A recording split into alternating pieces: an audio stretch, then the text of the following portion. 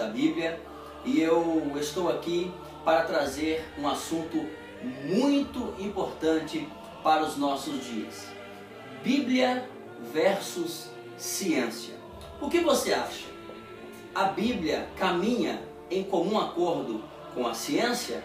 Ou a Bíblia e a ciência nada tem a ver uma com a outra? Muitos afirmam que sim, outros afirmam que não. Os céticos, em especial, têm um nome muito interessante que particularmente eu gosto. Eles chamam a Bíblia de o livro da Era do Bronze. E isso me deixa muito contente pelo simples fato de que um livro tão antigo, que tem prevalecido ao longo dos séculos, ao longo dos anos, contém nele informações e dados científicos precisos, exatos. Quando nós nos deparamos com as páginas do livro da Era do Bronze, quando nós nos deparamos com o capítulo 40 e versículo de número 22 do livro do profeta Isaías, ele faz uma afirmação espantosa. Ele diz que Deus está assentado sobre o círculo da terra. É como se Isaías estivesse tendo uma visão panorâmica do globo terrestre. Ele está tendo uma visão extraordinária da parte de Deus. Agora, eu lhes pergunto, como Isaías, com uma mente tão limitada, sem quaisquer técnicas evolucionárias ou tecnológicas, conseguiu dar tal afirmação? Como ele conseguiu saber que a Terra era um círculo?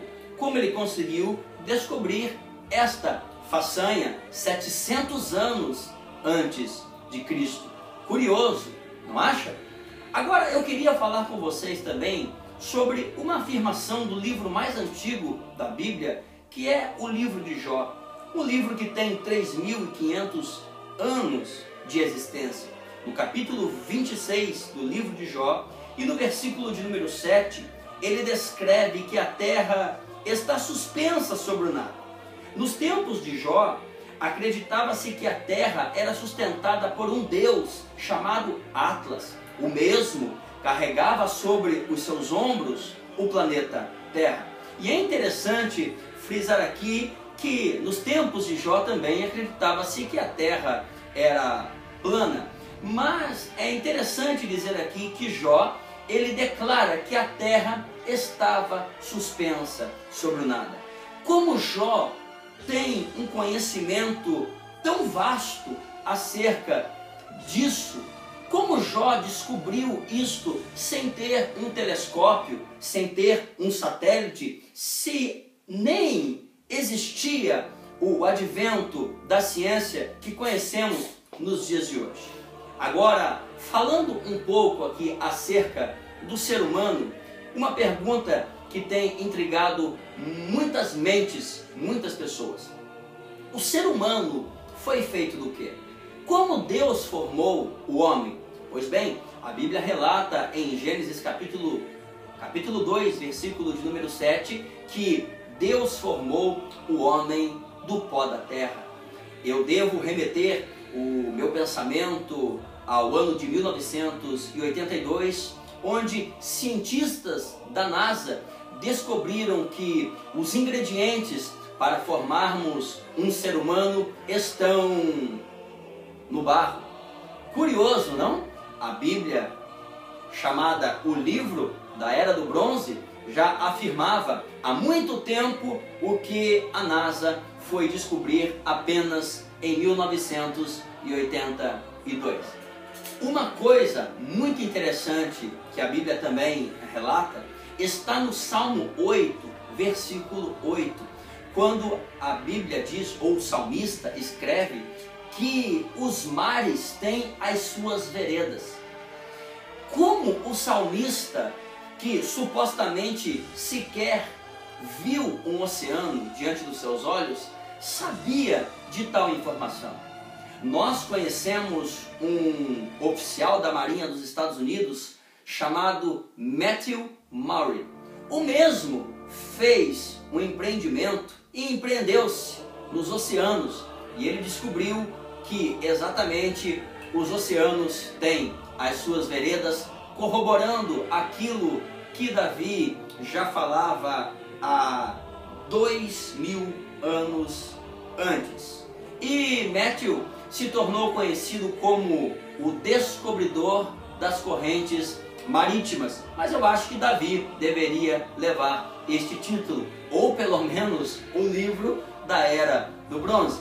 Agora, uma informação acerca da água, ou dos ciclos de condensação e evaporação da água. Será que a Bíblia fala algo a respeito disso? Em Eclesiastes capítulo 1 e versículo 7, nós temos uma informação maravilhosa. O escritor diz: todos os rios vão para o mar, contudo o mar não se enche. Ao lugar para onde os rios vão, para ali tornam a correr. Como o escritor de Eclesiastes saberia do ciclo de condensação e evaporação da água, descoberto por Galileu no século XVI?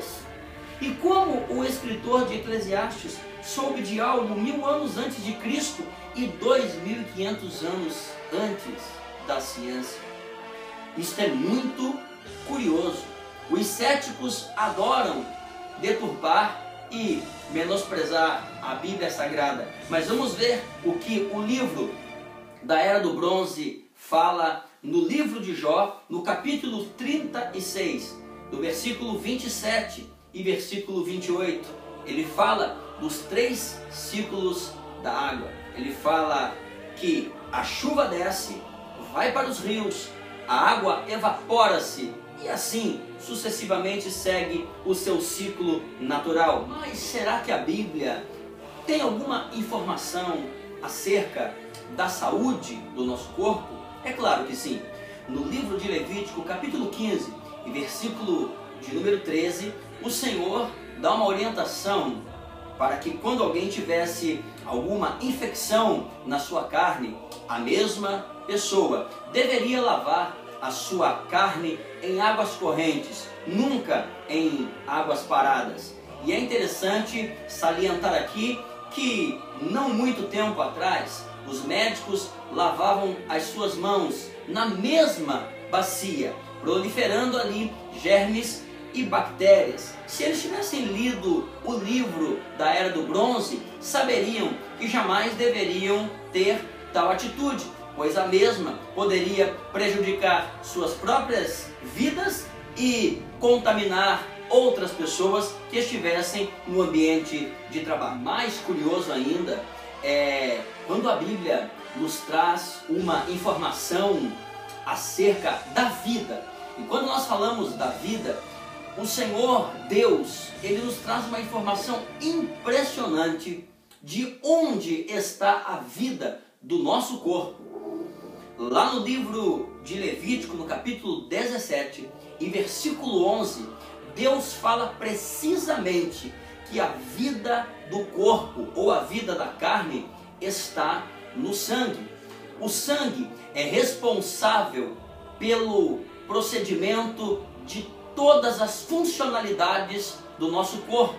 Ele é responsável pelo crescimento dos ossos, de nervos, células, formação e armazenamento de gorduras, etc. Ele é responsável por todas as coisas e por todos os nossos órgãos. Retire o sangue do ser humano e ele morrerá.